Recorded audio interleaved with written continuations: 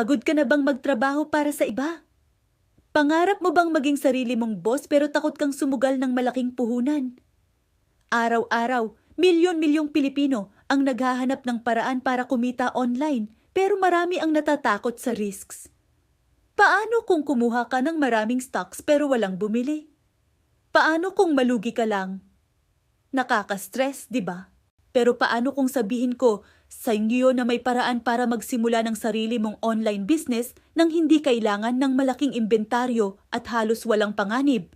Isipin mo ito, isang negosyo kung saan nagbebenta ka muna bago ka gumastos. Tama ang narinig mo. Walang inventory, low risk. Ang kailangan mo lang ay ang iyong smartphone o laptop at ang determinasyon na magtagumpay. Ito ang kapangyarihan ng modernong e-commerce. Pwede kang magbenta ng iba't ibang produkto sa mga customer sa buong Pilipinas habang nasa bahay ka lang o kahit saan ka man. Habang nagkakape ka, pwede kang kumita.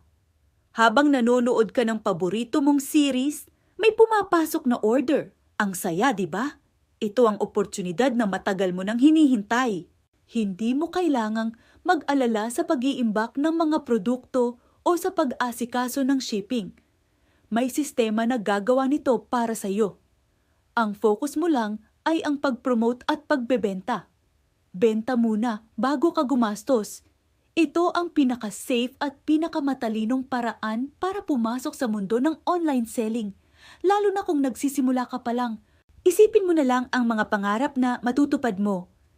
Extra income para sa pamilya, kalayaan sa oras, at ang pagkakataong kontrolin ang sarili mong kinabukasan. Huwag mo nang palampasin ang pagkakataong ito. Marami nang kumikita at nagbabago ang buhay dahil dito. Ikaw na lang ang hinihintay. Gusto mo bang malaman kung paano? Simple lang. Kontakin mo si Coach Troy Magpantay para sa karagdagang impormasyon at para makapag-set ng appointment. O di kaya, bisitahin ang aming website sa www.kabayanonline-deals. Store upon opportunity. Ulitin ko, itype mo lang sa browser mo ang www.kabayanonline-deals. Store opportunity. Huwag kang matakot sumubok.